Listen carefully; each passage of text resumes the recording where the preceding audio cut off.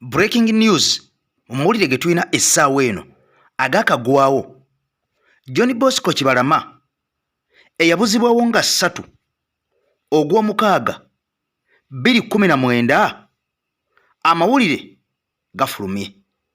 Kyannaku nnyo ono y'omu ku bantu 18 abaabuzibwawo ababadde banoonyezebwa. Katonda wange mukara ne mugamba nti tuba muwagire ddala tunabagira tutya nga mukera ku makya tulumye bwe mutyo.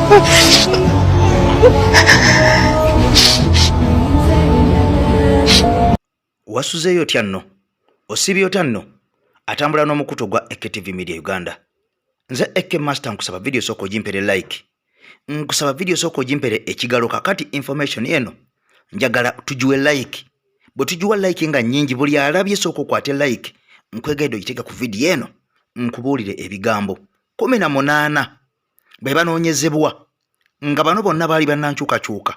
Tebali mu makomera, tebali mu malwaliro, tebali mu maka gaabwe, wabula bano baabuzibwawo missing persons 18 wabula mu 18 be tubadde tunoonya nga baabuzibwawo. John Bosco Kibalama ono yabulanga ennaku z'omwezi 3 omwezi gwali gwa mukaaga omwaka 2019 oluvannyuma lw'okuba nti ono yali amaze okubeera ng'alangiridde nti yali agenda kwesimbawo ku baka bwa parliament mu kitundu ekya Busiro North. Kakati nno ono okuva olwo gwegwenku gwegwemugga abantu be batambudde n'obwana bugwa ku ntumbwe ng'omusajja yabula. Oyo gwolaba mukyala wa Kalanzi Sharif yakaba amaziga ono nga naye y'omu ku abo abaabuzibwawo abataddangamu kubeera nga balabwako oba nga bakubwako eky'omulubaale. Ampuliriza bannayuganda bangi bakyagenda maaso n'okubeera nga bawambibwa nga bwe mulaba ebigenda maaso mu ggwanga Uganda nga twolekedde akalulu aka 2026 aka protestive vote vaawo mpito. Kakati nno njagala osooka owulire amawulire gano gannaku nga tandike ntya nanga amazima gennyini gambuzaako embibi. Ejjukira nti ono omukulu amayiddwa nga John Bosco Kibalama, omukyala amayiddwa nga Robina Nabbanja Musafiri lumu yali ali mu parliament n'abuuzibwa ku bantu ababuzibwawo era ng'erinnya eryanokulwayo lyali lya John Bosco Kibalama. Ono yategeeza ensi nti John Bosco Kibalama ffe tumulina, twamukwata gye buvuddeko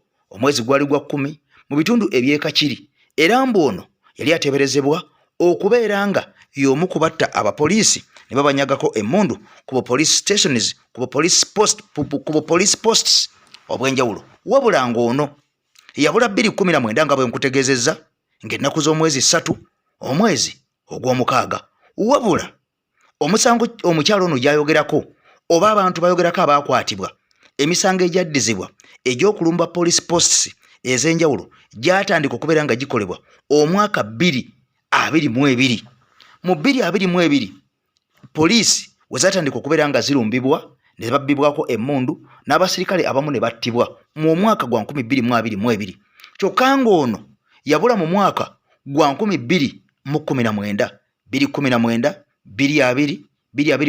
kitegeeza emisango gyayogererako nti baamukwatirako mu mwaka gwa 2022 yali amaze emyaka 3 ono nga yabuzibwawo.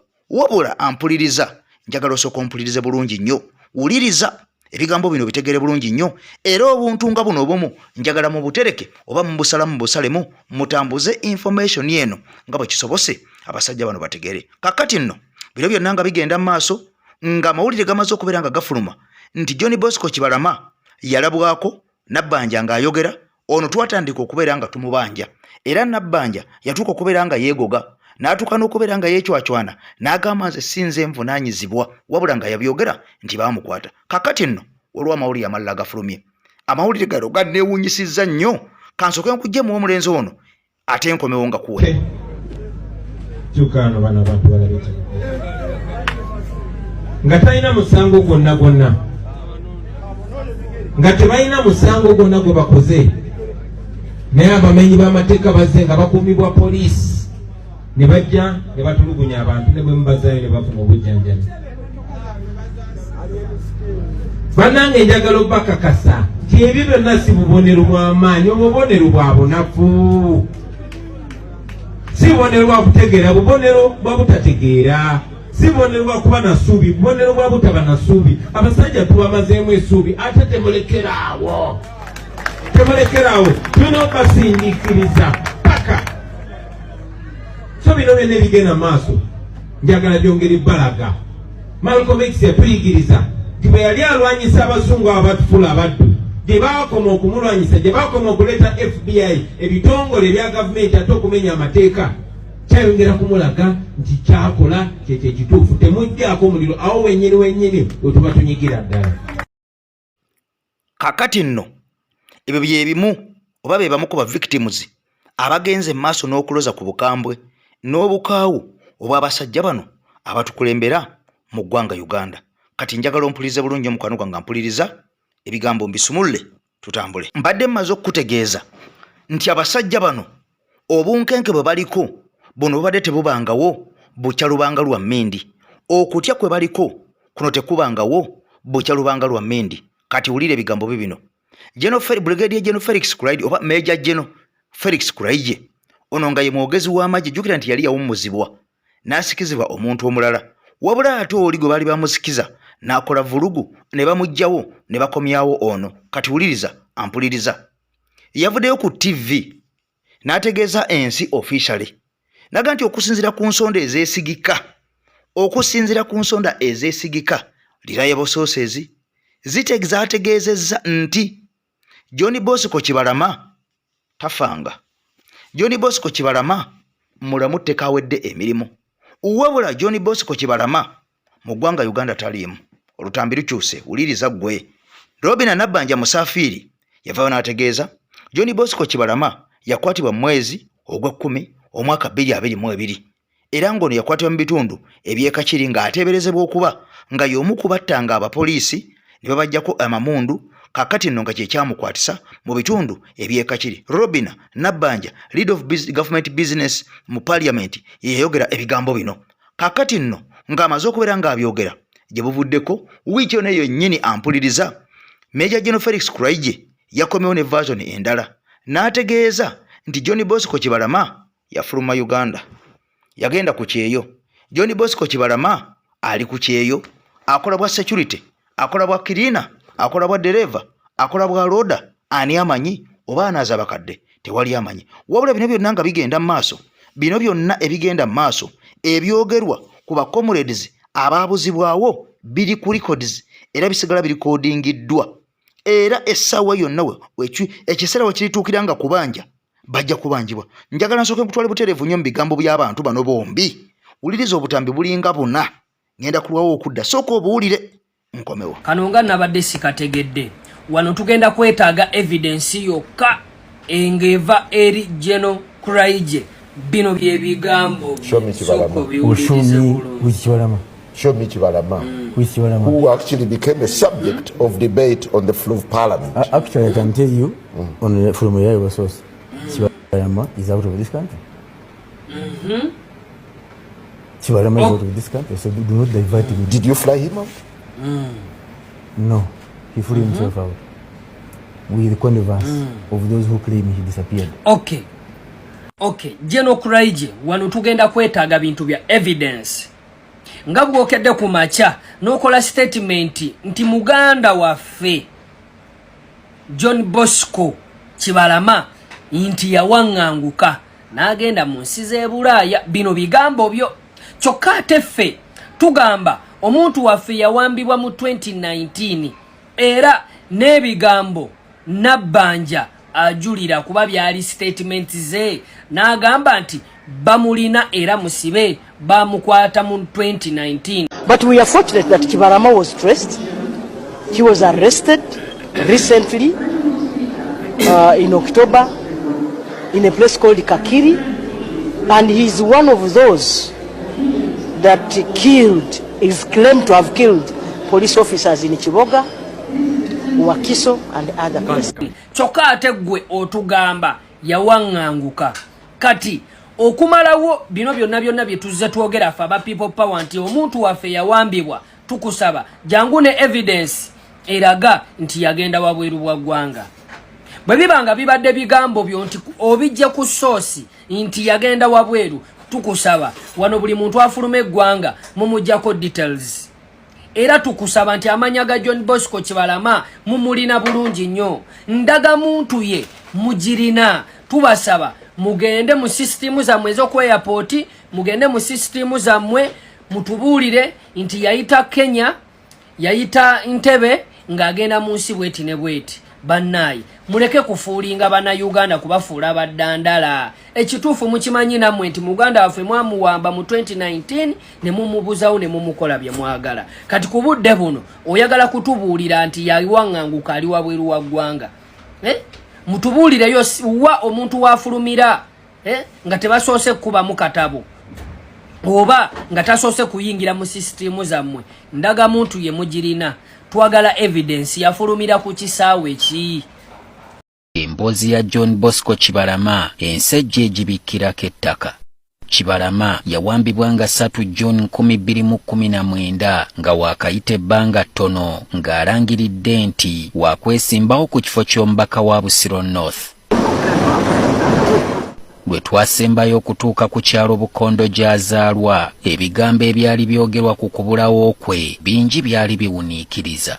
Wakati mu kubeera nga anyinyiitidde okubeera mu bantu n'atandika okufuna amasimu agamutiisatiisa nga bamugamba ave mu byobufuzi. Najja n'angamba ankubidde essimu simutegedde naye baŋŋambye siddamu kujja mu Busiro North. Yennyini ng'atubuulira ne mubuuza baaba bayinza okugaana okujja ewammwe. Nsisinkanye mukyala wa Kibalama Masina Tukunda okutegeera ekigenda mu maaso. Obulamu bw'ossi bwe buli awo bweyagaza olw'ensonga yaleka abaana waliwo abaana babiri omulenzi n'omuwala. Omulenzi ye mukulu ali mu P7 asuubira kukola bibuuzo naye nga ne ssente zennyini ezimuweerera tetuzirina. Natukunda agamba nti ne poliisi gye baalinamu essuubi okunoonya kabiitewe nayo gye byaggwera ng'eringa ebijjeemu enta. Tewali kye baatugamba abula okuggyako ono enanga yagamba nti bali mu kunoonyereza nabo tebannaba kufuna kikiriwo naye tebatuwa ssuubi oba gyali oba taliiyo kwegala tuli awo tetubitegeera. Mwanyina Kibalama Saida Nakanjako atubuulidde nti okuva essuubi ly'okuzuula Kibalama nga mulamu libakendeera buli we bawulidde yafudde babadde nga batuukawo waakiri bamanye nti bamuziise mmeeme zibakke.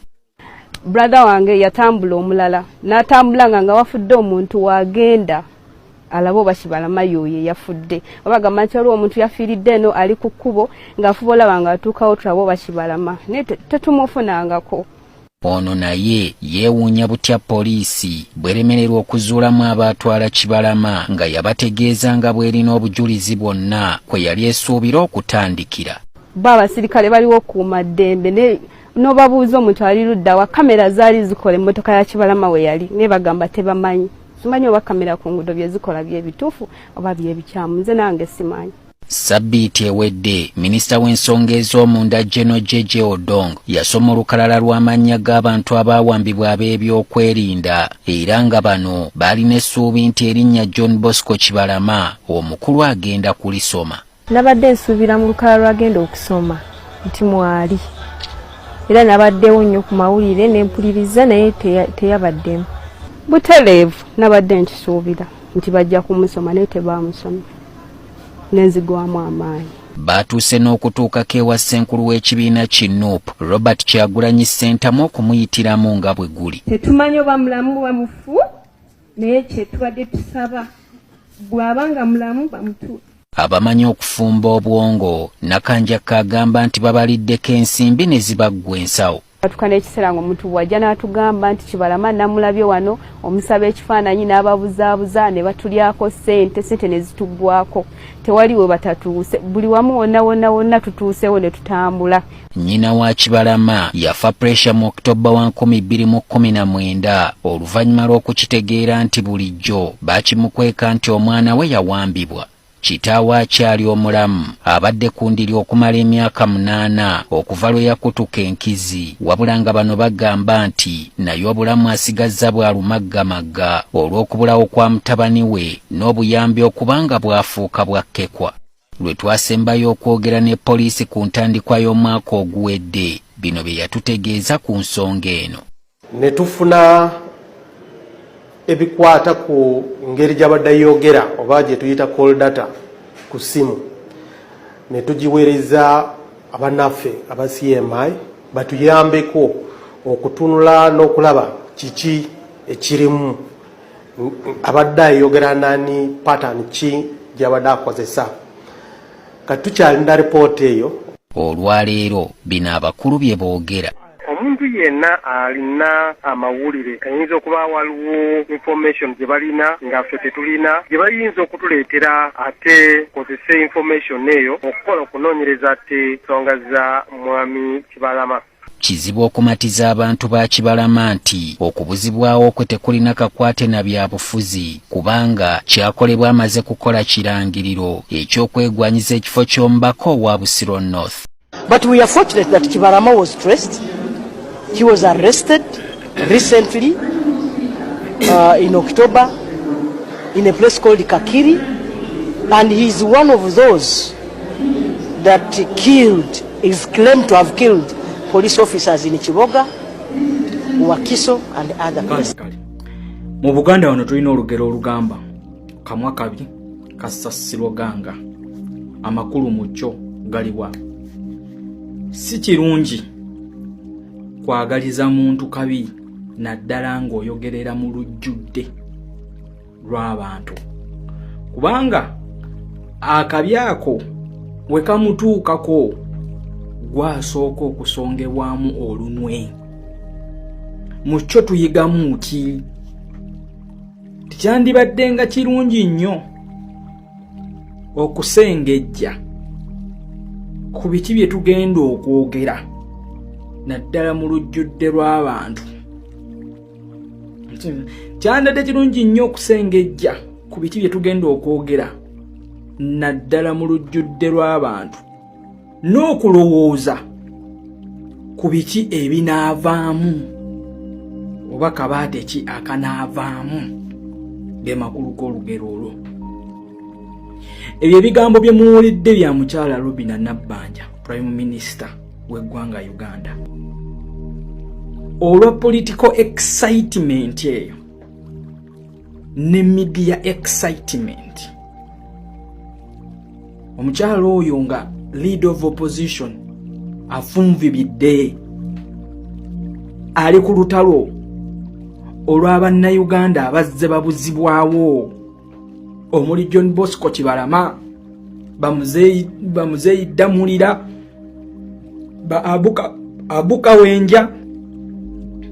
Omukyala oyo mu lujjudde lwa kamera nkubo za parliamenti nga kamera zimwegesa amaaso, era munnamawulire omu yamwekanya nnyo bw'ati ng'omukyala akutte olukalala lwa lisiti n'agamba oyo John Bosco Kibalama tumulina, era be bamu ku baali emabega wa police stations ezajja zirumbibwa ez'enjawulo, police posts ez'enjawulo, era be batta abasirikale. Naye omusango gwajweteka ku Kibalama musango gwa 222. Oba nfuna bulungi. Naye ng'ono bamubuzaawo mu 2019. Kyokka ebiseera ebyo mu 2019 bwe baatwalira John Bosco Kibalama, oyo omukyala yali mu parliament nga commissioner Mulamba Robinah Nabbanja. Naye goyinza okwebuuza teyasooka kulowooza nti omusitu gwe ngenda okwogerako bino ebijejjeteke ng'ate tebamukwata mwaka guno oba mwaka gwedde 2022 yakamala emyaka 3 talabikako. Naye yeyogera ne kamera nemwetegezebwa n'akwata ne lisinaga oyo Kibalama John Bosco. Akati olwaleero tubanja Kibalama John Bosco ne Bannayuganda bonna abazze babuzibwawo mukyala Robina Nabbanja Nakimwero Flower Girl ow'Esiyate UK. Twagala Kibalama. Mukyala wa Kibalama yeetaaga bbaawe. Abaana ba Kibalama beetaaga kitaabwe. Okiwuliriza? Twagala John Bosco Kibalama. Olwaleero ojja kukitegeera era ojja kukimanya nti okubalaatira mu nnaku y'Abannayuganda tekirinawo ekigenda batwala. Nkiddamu General Museveni wanaabadduka in case nga Katonda alina waabireese ajja kudduka na famire ye. Naye mmwe njikakasa era ngamba Bannayuganda bana abantu mu recording buno bu video mu butereke. Government zikyuka naye emisango tegivunda. Olwaleero tetuyina kusiga ddamuzi byayisibwamu dda amaaso, tetuyina babitongole byakwerinda, tetuyina wetuddukira, naye mbakakasa ebintu bino bigende ku rekodi. Era ngenda koola baganda baffe bwe tuli mu kulwanirira enkyukakyuka, bwe tuli mu kuteekako ettaffaali ku nkyukakyuka kuno, mbasaba olwaleero tudde emabega w'ababaka baffe aba opposition abataddewo embeera okulaba nga tubanja baganda baffe abaabuzibwawo. Era tukozesa akakisa kano twetegereze nnyo buli kiisi mubaka wa parliament naddala abali mu NRM anaavaayo okukugira enteekateeka eziteekeddwawo abakulembeze baffe ku ludda lw'opposition okulaba nga babanja baganda baffe nga bwe babadde bawanisa emikono nga bagaanye okupuleyinga akatambi k'abaana abatulugunyizibwa ebitongole ebyokwerinda. Abantu bano tubekanye, tubalikodinge, tubakwate ku butambi, tubatereke mu archives bibeeremu. Olwaleero na Robina Nabbanja ojja kutubuulira ani ali mu kuwamba bannansi n'ababuzaawo. Kibalama waaba mufu, muleeta omulambo gwa Kibalama n'amagumba ge, at least abaana be banaagalabangakaawo. Kiyabi nnyo okubulwako omwana wo oba ne bamuttira eyo naye nga tomanyi nti amalaalo gali wali eri, nga tomanyi wa mwana wo gyali. Nga we muddayo ewaka abaana bammwe ne babaaniriza, nga we muddayo ewaka bakyala bammwe ne babaaniriza, abaami bammwe ne babaaniriza. Njagala mukitwale mukitegeere nti abaana be mukutte be musibidde mu makomera, abaana be mubuzizzaawo nabo balina abantu be balabirira, balina ababafaako. Bino byonna bigenda on record. Nkiddamu regime zijja ne zigenda. Bonna ba dictator abasinga tebadduse n'abantu, badduka na famire zaabwe. You will all be accountable for all these atrocities. Nkiddamu baganda baffe tubanje Robina Nabbanja atuwe John Bosco Kibalama ne bamuzeeyiddamulira tetujjako kigere, tusindike tusukume. John Bosco n'abalala 17 twongere okubeera nga tubabanja kubanga kirabika bano bafuuse musugu ekanyanya. Bino byonna nga bigenda mu maaso ampuliriza Masaka Nyendo Mukungwe ekifo Mathias Mpuuga Nsamba gyakiikirira Bannayuganda mu parliament. Kakati nno ebigambo byonoonekeddeyo. Wuliriza bulungi bino ate biva Masaka. Amawulire gano gabadde olunaku lwaggulo nga malungi si malungi. Ampuliriza wabula gano gabaddemu emmundu 8 era ng'emmundu zino 8 zabadde zisituddwa abasajja abapoliisi oba abamagye oba bewandiise abakuumaddembe. Wabula mu kifo ky'okukola omulimu gw'okukuuma eddembe bano bakakanye ku bipande ebya Comrade Sebina Javiira ne President Robert Kyagulanyi Ssentamu Mitembo ne babikubaakuba era ogenda okakananga ebipande byonna ebitimbiddwa mu Nyendo Mukungwe ewali abavuganya Mathias Mpuuga. Abasajja babigagambuddeyo nga babitadde ku ttaka ebyabo aba National Unity Platform bonna bokka abali mu kitundu kino ekya Nyendo Mukungwe. Kyannaku nnyo era abasinga boogedde ku nsonga eno mu mbeera bweti. Abantu abatamanyiddwa abavudde gye bavudde ne bajja ne bakola effujjo mu kitundu kino kyalo ky'Endegeya nga omuluka gwe Bugabira. Twali twagala kumanya ki ekyabaddewo ekituufu. Nze kyenkakasa mbadde wange ku makya nenfuna amawulire nti waliwo ebipande by'omubaka waffe Sebina Javiira MP Nyendo Mukungwe candidate bibadde wano nga bipande binene ndoga mataka bye bibadde bisinga n'obunene n'ekya President Robert Kyagulanyi Ssentamu.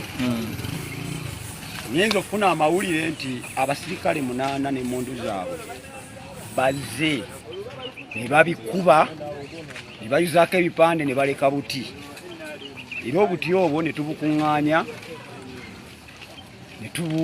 ne tububaako we tubutereka tujja kuzzaawo ebipande babyo tubyagalawo binyumisa n'ekibuga bayidawe.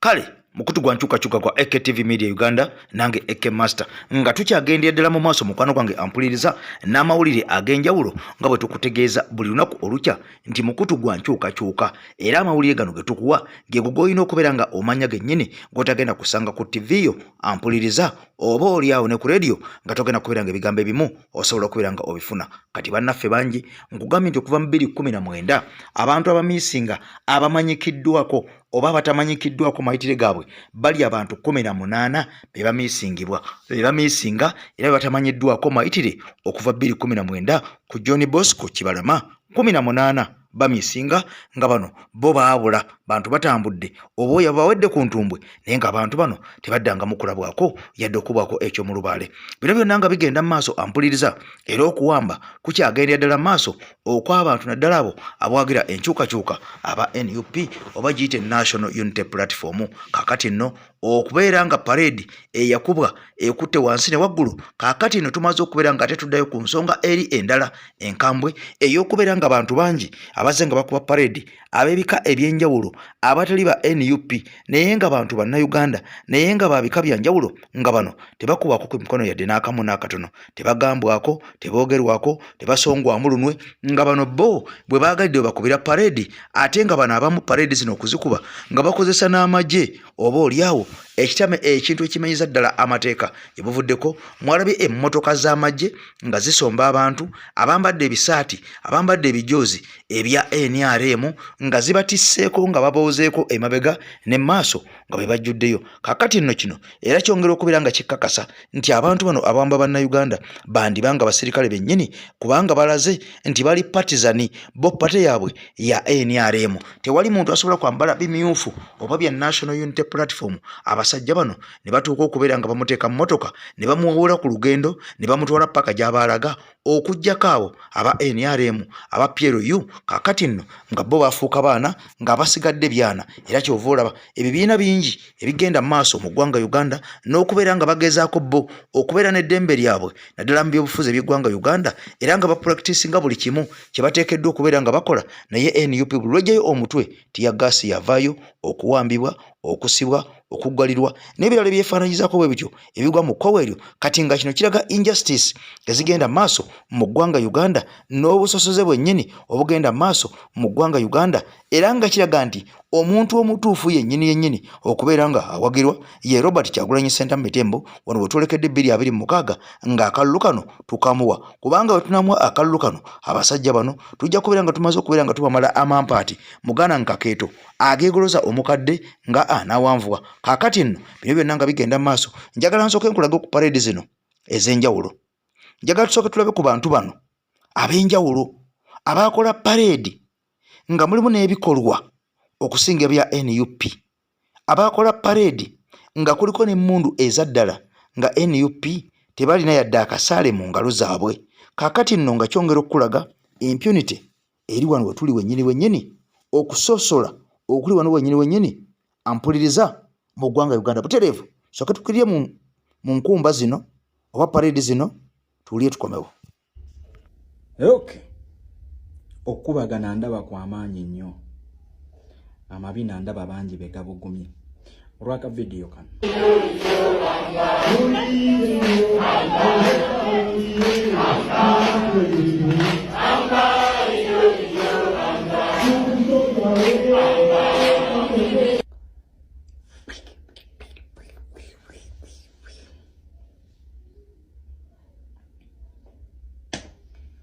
Okay. Ndaba baregimu apologists bangi bakubagana amameme batula obufofofu. Ndabyeyo ne kuba blogger naye bambi bosi jabba nenya butasoma na butategeera bwe bubasumbuwa n'olutalo lw'okunoonya content. For the starters, ekyo kyewalabye ekikolebwa tekimenya mateeka, tekiina we kimenyeza mateeka yadde. Ekyo abaana bali mu kiyitibwa patriotism. Kino kyolaba awo kifaanaganako na kino ekya scout.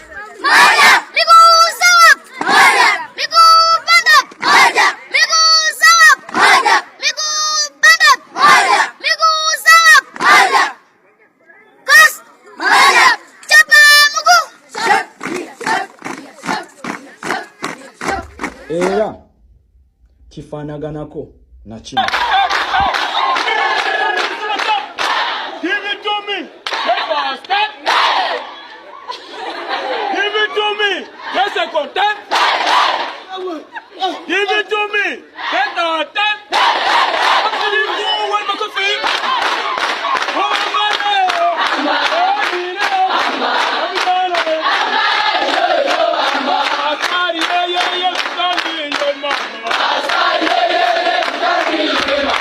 Nekyongera nekifaanaganako na kino.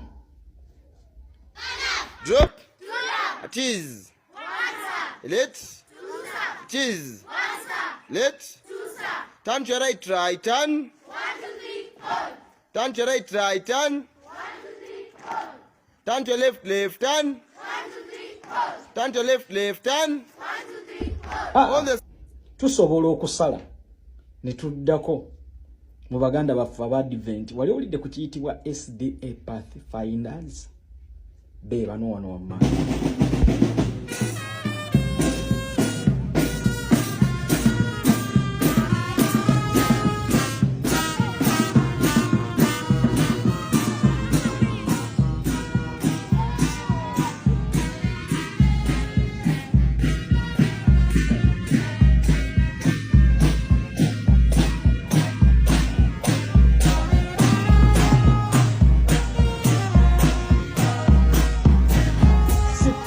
Oku tulina n'ekiyitibwa Salvation Army bebobola.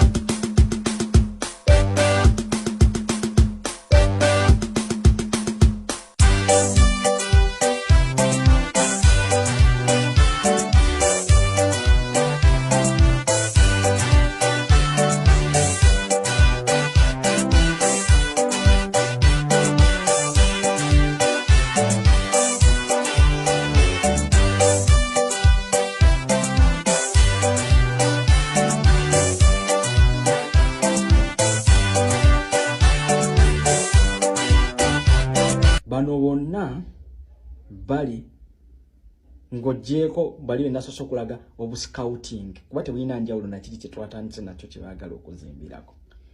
Ekyo kifalling under patriotism. Okiwuliriza? So organizations zino bweziti zibeerawo. This is not a gang. An organization.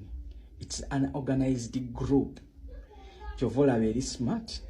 Eri identifiable nti eyambala red overalls ne beret then n'engatto.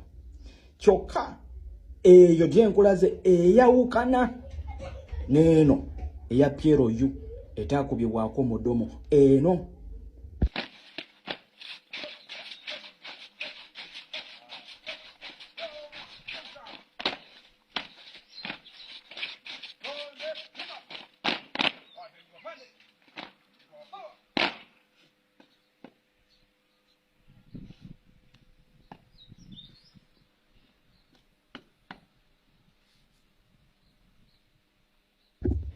Ya Piero Yogira kakati ene yawukanira ddala na zino zonna eno giraba abagiriko ku parade bambadde ebiti-shirt ebiriko ekifaananyi ky'omutabani waafuga eggwanga lino oba eyawamba eggwanga lino Muhoozi Kainerugaba, naye ababakomandinga ku parade eyo bannamagye naye nga bebakomandinga kubanga ejje lya Uganda teririna kubeera partisan.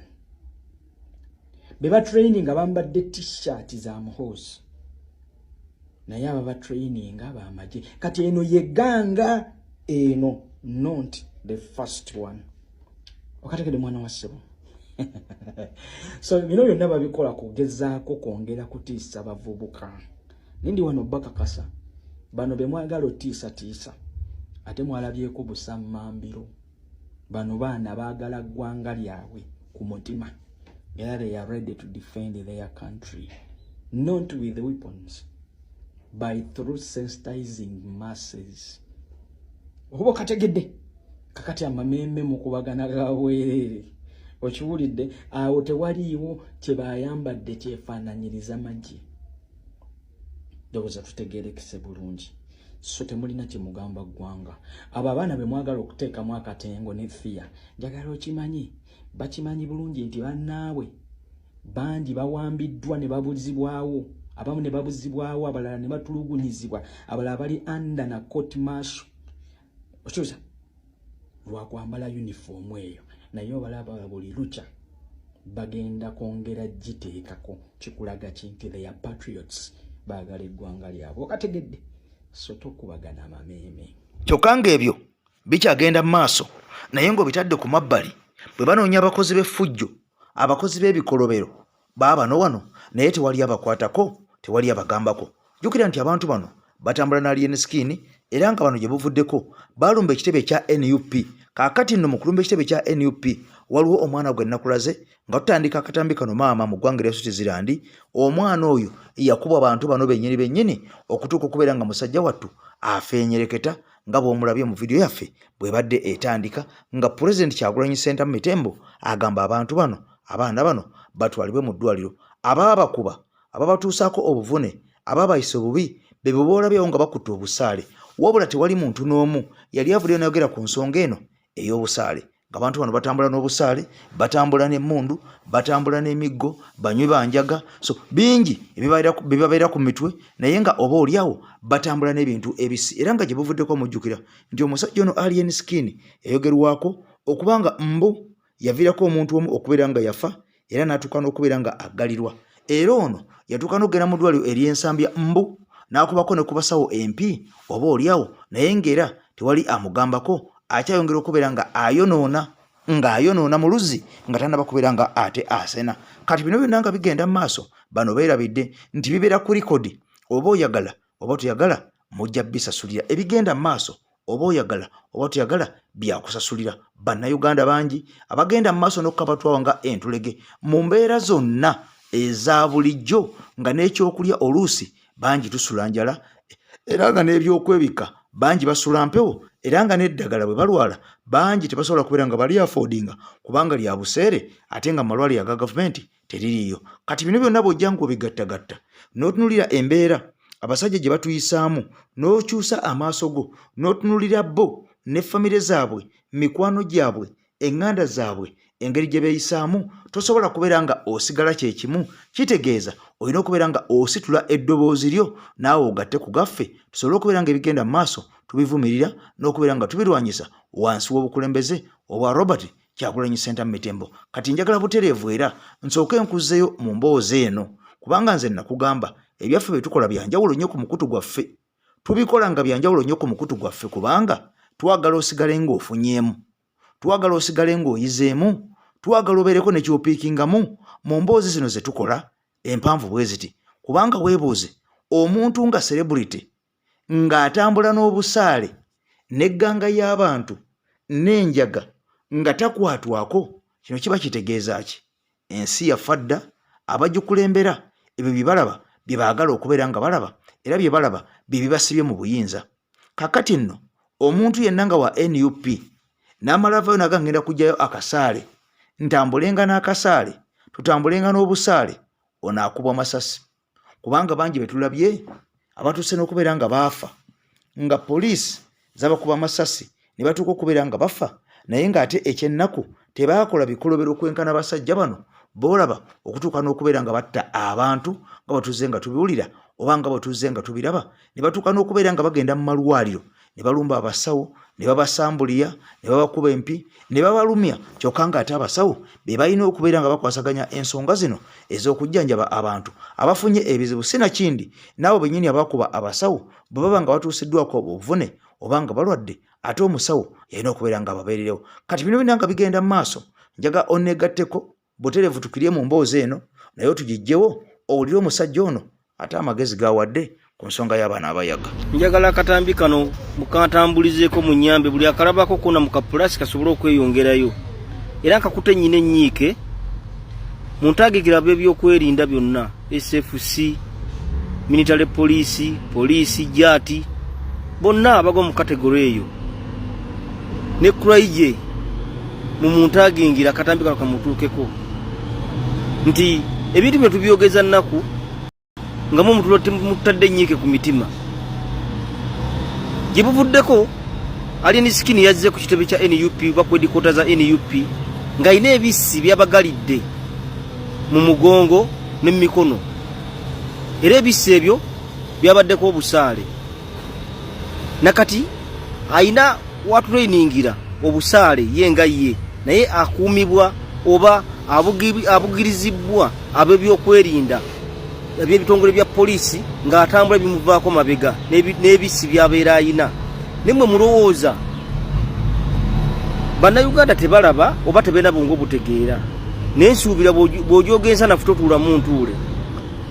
Mwavudde ne mugamba nti abanuupu oba abaami ba nuupu oba abasirikale ba nuupu abakomando bati Kyagulanyi Ssentamu bafutu soja mubapaatiikako emisango egy'okulaga nti nno bakola duyiro w'ekimpatiira oba oduyiro akwatagana n'ebyamagye by'ebyokwerinda era muve ne mukukatiriza abantu nti buli mukwatako kise kinnoomu agenda kisibya mabega wa mitayimbwa naye like bana bakutte ebisi bye mulaba nga bo balina ne training babitulainingira mu balina license ebakkiriza okuba n'ebisi bye baba bayina ebyo n'okutaya nga babikutte mu bantu akasaale kalina kukomawa omuntu nga akakutte oba ko kakozesebwa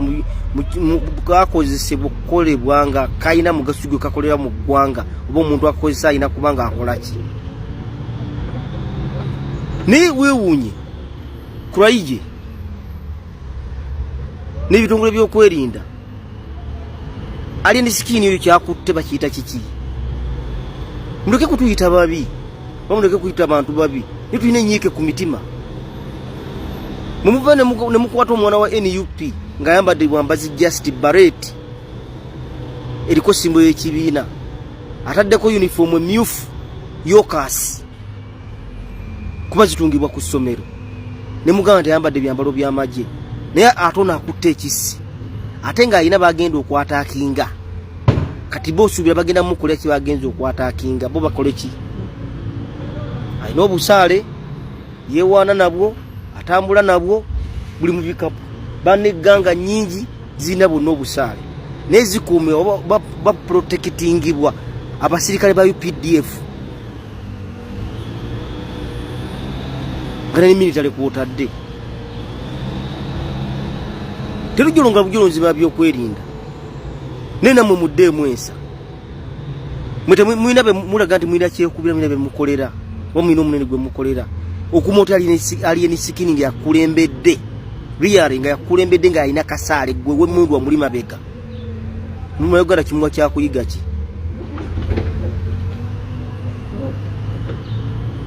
Bwe tuba ne twogerako nga mutuyita ababi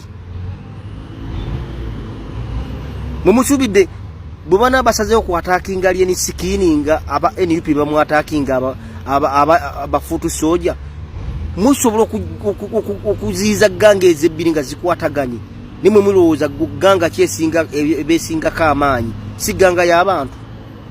NUP erwanirira abantu people power our power neri ganga emu ekozesebwa muntu ekozesebwa kitongole nga ekya NRM. Felix Kulaije njagala oveeyo n'ensonga ey'essimba otubuulire nga ffe bannansi abatulugunyizibwa abawambwako ebyabwe bemumalidde mu makomera abatayina boogera mu ggwanga lyabwe muzinze emikono. Alien Skin ekikolwa kyakola ekyo kitegeeza ki? Nze nga nze omuseki n'omu nkivumirira kuba kirina gye kitulengeza mu maaso 2026 gwe tugendamu. NUP bagenda kuba butambuza mukulembeze waabwe ne alien sikini yagenda kujja nga atakinga na busaale nga atakumibwa na mundu waje tuyogera bya nsimatu oba bya swakaba media zonna media houses zinenta obutambi bwa alien sikini nga ayita ku kitebe kya NUP nga kumibwa ba mundu era nga beba muli mugongo beba mu supportinga genda wano ne mulabulabi wa NUP nga kutte nga yambadde bwambazi barret oba uniform iringa sukuru uniform ne mumukuba mumenya bumenyi maguru mumuwamba muteka makomera ne mutungula munjala ne mumukola buli kimu niwe nga talina yadde ekisi n'ekimu tuyina enyiike ku mitima eggwanga ni paro mumaye embeera kati gye lirimu n'omukulembeze wabo yabinyise dda mu nsi wanatambula n'agenda n'aviira bannansi besudde mu jjulume ne bw'onyigiriza ennyo ennyindo ogireeta omusaayi ne tulumwa fenga abantu abamu abalowoleza eggwanga oba abalina mu ggwanga tusobola okulabula ku muntu tugamba nti kiki ekijja mu maaso kiki kye tulengera ne bw'oleka gganga ya alien sikini eba ng'etambula n'ebisi eyina ne training yawe bagibitulweyiningira ate guno okwata owa NUP ng'omulaga nti ye mu binyambadde yokasi olugoyi ne bareti n'omuleka ye nga omutedde munda omulesa omumenya amagulu omulesa amaaso gatunguddemu omulesa enjala ozijjeemu omuteeka mu basementi nenno nze mbabuulira ekigenda maaso mu ggwanga tubirabe era akayina abiri ositula kalaba naffe temulowooza nti alien sikini tetumwetegekedde fe nze bumunzite enjawulo lunaku olwaliro mwenfu olwaliro enkya bwogendayo nawe oyina abaana nange nyina abaana nange numirwa bange tebasoma bamwe basoma gwe bwolwala bakutwala mwagakani bakutwala mu Amerika zibanjanjabira mulago watali ndagala muteeka lundi mubbo obupire ne mutwala batwala mulago ne bansula ku kiseminti awo wansi gwe mugenda mu Amerika mugenda Germany bye binuma ngenyike jenyina ku mutima tujja gwangenako nali ni sikini bino biri abiri mukaga temuyita wakuzanya ontugera mu protest vote nafa amanyi tusonze mapya amanyi tusonze tuyina ajjo kulemera mu kubo lyaffe tulitinga tujja kumuwalula lwampaka tubyogeza nyike na nnaku bano batendekebwa netendeke mumanyi weriri nefe tubane twogerako nga mutujjeyo olugano omukono ogw'ekyuma ategedde gamba nti ni Uganda now mujjukira bye tuzze nga tukola bye tuzze nga twogera bye tuzze nga tubibalagako twasalawo okubeera nga tubibalagira ddala mpaka lwe munaabitegeerera ddala kaakati nno bangi tuzze twogera ku ssente Mathias Mpuuga Nsamba ze yakwata mu ntamu n'ajja mu miliyoni 5 mu ntamu y'Abannayuganda kaakati olutambi lukyuse bw'obanga tewawulira mboozi eno nga tewawulira bwino ono nga twolekedde okubeera nga tugenze mu kalulu ka protest vote ng'abaka ba parliament bakyaveetingibwa njagala osooka ojja owulire ebigambo bibino kimaze okukakasibwa nti omusajja Mathias Mpuuga Nsamba Beppo ne munywanyi we amaliddwa nga Medard Lubega Sseggona akali amaggwa mbu bano baatolontoka kilometers eziwerako ne bagenda eggulu ne basinkana omusajja wuliriza ebigambo okusinziira ku bwino musajja agamba nti abasajja bano baavuga emmotoka ne bagenda mu bitundu eby'eggulu era ono alumiriza okubeera nga agamba nti babawa ssente eziri mu biliyoni 14 nga ssente zino zaali za Mathias Mpuuga Nsamba biliyoni 14 tuli mu kwogera ku bikadde 5 obwamugobya naye ate mbu yafuna biliyoni 14 era okusinza ku bwino musajja ono agamba nti Mwami Museveni omusajja ono okumuwa ezo ssente yamala kubayo ssimu nabaga nti ya ambawe kasita bipapula bijja kutuuka biggwewo kaakati nno mwebuuza nti okulya olukwe mu struggle kwavaawa kwatandikirawa lwaki abasajja bano baatulyamu olukwe kati ebigambo byebyo biliyoni ez'ensimbi eza Uganda 11 biliyoni 11 mbu omusajja ze yakwata ng'ali ne munywanyi we amanyiddwa nga Sseggona akalya amaggwa kati omusajja ono agamba okumanya ssente abasajja bano bazikimanga eggulu naye bwe yagenda gy'alaze n'asinkana omu ku abo banfanfe abakyusa ssente okuzijja mu motoka ya promota baziteeke mu yampuuga emutundwe. Omusajja agambye naye ssente baazimuwaako era yaziryako. Era ono agamba bwe kiba nga mpuuga awakana nti tafunanga ku ssente ezo amutwale mu kkooti, omusajja afumbukule bwino aleete bwino n'empuuga ajja kwewunya. Kati bino byonna bigenda mu maaso, ffe twabagamba ekintu kimu nti Robert Kyagulanyi Ssentamu Mitembo alyokanga najja, kubanga yatuwonya abantu bano abafere bennyini ab'ebyobufuzi abeenoonyeza ebyabwe. Buli kisanja ekijja ne bagenda mu kisinde ekirala, buli kisanja ekijja ne bagenda mu kisinde ekirala, nga gubeeranga mugano nga gwanswa, olw'okubanga bano baatunda dda emyoyo gyabwe okulya mu nsi yaffe olukwe. Katubirabe ate nze najja wano ne mbagamba nti mpuuga yali obuwumbi 14. Ekyandeetera obuvumu okubagamba mbu yali obuwumbi 14 nga tebulina bujulizi, nga olaba Diini Lubowa atalina bujulizi, era wabagamba mbu alina obujulizi abuleete, ffenna tumudde emabega. We don't support yenguzi, naye ate we are not going to use that code okutta struggle. Okitegedde bulungi. Nze nagamba mpuuga yali obuwumbi 14. Ne mbagamba nti mpuuga okumanya yali obuwumbi 14. We baali bagenda mu meeting eyasembayo obuwumbi 14 abufune, munywanyi we Medal Lubega Sseggo n'emmotoka yagiviiramu Luweero. Ompuliriza bulungi? Teyatuuka. Ne mbagamba nti we yatuuka we bayite Chobbe mu Northern Region baasisinkana ba generals 4. Ompuliriza bulungi? Ne mbagamba nti essimu ya President Museveni yasembayo yabagamba ndaba bipapula mubawe. Ontegedde bulungi? Ne ngamba nti nyina obujulizi nga mpuuga akyusa ssente ne promota munywanyiwe nga bagijja mu motoka za promota bagiteeka mu motoka ya mpuuga ebunnamwaya mu kikomera kimu.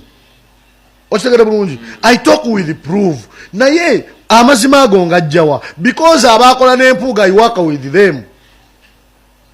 Era ne ngamba nafunako n'emitwalo 10 ku ssente y'omusolo ku buwumbi 14 nalyako emitwalo 10. Otegedde bulungi? Nze kitegeeza era ne ngamba nti emitwalo 10 gyansanga opposite ne Masengere ne bazimpa emitwalo 10 ndyeko. Kati nze wemba njogera statement wezo ndeeta facts.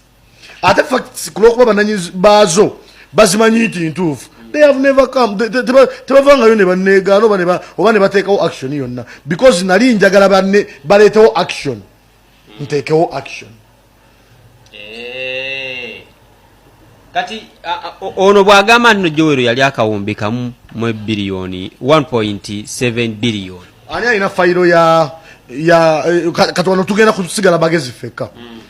Joero yalya akawumbi kamu ne miliyoni 7. Diini wagamba. Kyokka ate wamala okulya akawumbi kamu ne miliyoni 7.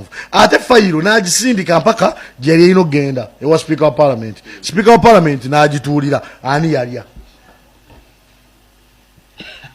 Kaddemu soko kaddemu ako bagezi bokka. Era kano Diini njagala mu mutagging ayongere okuanalyzing ensonga sagala yesuule because agenda kugwa, agenda kutuuka ng'ali nonsense nga tewakyaliwo amuwuliriza yet abadde buildings ekintu kye ng'abantu balowooza nti asobola okwogerayo amazima. Yes, Diini politically mukozi wa NRM, kale ekyo tukimanyi, ekyo kimala. Ompuliriza bulungi? Naye ate abadde asigaza legase mu bantu ng'abantu tebamumanyi. Kibi nnyo okweyambulira abantu bakutegeere. Ate ekirala essente erina weerina okukutuusa ne woolina obutagikkiriza kuvuga kutwala. Diini a very poor man like me. Diini mwavu nnyo, omanyi wasula nja kukutwalayo. Mwavu ddala, mwavu munange. Omanyi motoka gyavuga? Tomumanyi? Diini ngenda kukutwala ewe wasula. Diini munaku munange ali mu kunoonya status okufuna ssente. Ompuliriza bulungi? Ayina entalo z'atalina kulwana. Tebalina mulwanyisa. Abantu bonna abalwanyi Kyagulanyi. Ompuliriza bulungi? Nga bamulwanya mu butali bwerufu, nga bamulwana olwa payments bagudde. Abitex yagudde. Secretary General yesimbyewo. Akulira ebyemizannyo yesimbyewo. Okay. Rope ali mu kalulu. Deputy President Western Region ali mu kalulu. Why Sauda? Deputy Secretary General Baisha Kabanda ali mu kalulu. Deputy President Central Region Honorable Mwanga Chivumbi ali mu kalulu. Why me? Lwaki muba mwe mulowooza nti nze nakoze kibi nnyo? Nali wano ku Sunday nembagamba oba oyinayo owooluganda lwo mukwano gwo neyibawo nga yeesimbyewo ku kaadi ya NOB nga baali batadde lisiti neyewa kise yali tennaba mukubireko ku ssimu omugumye omukansolinge nange nembagamba nasuza obubi nga ngugumuka. For the first time I had my video go viral. Nali sikirabangako nga nze wano nenjogera n'omu yaŋŋamba egoyinze viral just because abantu bakulabye okaaba. Bannayuganda baagala nnyo abakaaba abagwa era awo bagamba agudde tebayimirira naawe naye ate woyambuka ennyo n'okikuba buli omu agamba oyo omwana waffe oyo omwana waffe oyo mumanyi. Ate siyinza kwerabira n'abakwano gwange bajja ne bangumya kuno kwennyini ku TikTok abooluganda bakono ab'emikwano abankubira essimu wadde ate era nga nali mugumu because nze mbadde mu nsi emyaka mingi. I face challenges ogwa n'omala n'osituka. I face changes.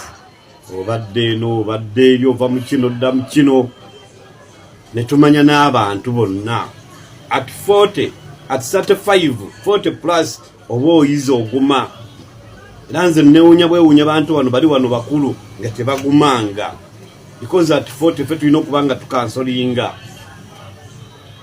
emitima giba gimenyese n'ogisiba enkoba n'okola oti nabagamba naye kati mulaba bye nabagamba abantu bagudde eddalu nina baali Valencia Sematimba na Kantiiti n'abalala baali bangi waliwo ne Mr. Omulala yafaalo ne yatunda ebijja bye kuva mu kalulu. Mbagamba politics atta asuula eddalu nakyogera ku Sunday ku makya mulabye kati essaawa zino abantu balalu. Ndabi wano Katoka Weesa mulabe ba Sauda mulabe batawo bange wano mulabe buli omu agudde eddalu yalowooza ekifo ekimu bonna bagenda kituulamu. Abamu balowooza oba obadde kansala ku 5 gw'olina okusooka gw'olina okubeerawo paka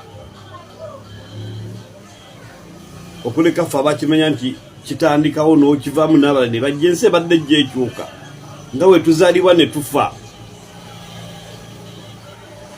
Kati abantu abo mweyongera obbagumyako abantu bagudde eddalu abantu bafunye stress abantu babadde batunze ebyabwe. Onego Nambooze edda yagamba kawo otundu okuba otya ebipande ebingi ennyo n'oteekamu ssente nnyingi ennyo nga tomanyi na kaadi oba onaagifuna. Kati bana abantu abo mwongere obbagumya mubagumye ate mubasabe baleme kwesimbawo independent. Nkimanyi kye bayitamu nange kye mpitamu wano bajja ne baba convince nga kamu independent tujja kuwagira. Nze liyo abajja wano kati tebakyayagala kuba nabigaana ndaba tebakyankubira na kajjambo. They want him to come independent and I refuse. Senkusigule wogwa akwita kadde wannema. Baganda bange bali mu politics nga tebakuwadde kaadi kkiriza kyolina ogume teweesimbawo independent kuba ate woneesimbawo independent eno nupu maanyi ogenda kugwa nnyo ate wonaago oyinza okusituka saate wano ekigo ekimu tekirobera mwana kubuuka kuddamu kutambula musituke tutambule oba obadde ne gulawundi yo gayo ogikole abantu bo babeeremu obayambe emyaka 5 mitini.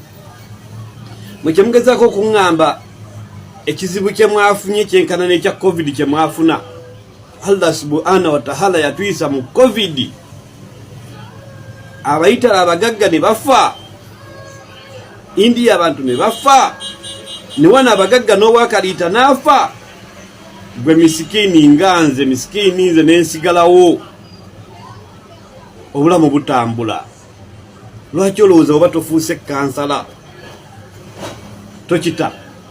I respect the big man Honorable Wakayima ye kasita alaba nga akubye torch n'agamba tajja kujja Sabalda amunywedeze yataleme kukwata bendera za bibiina birala ajja kufuna ekitiibwa kyekyo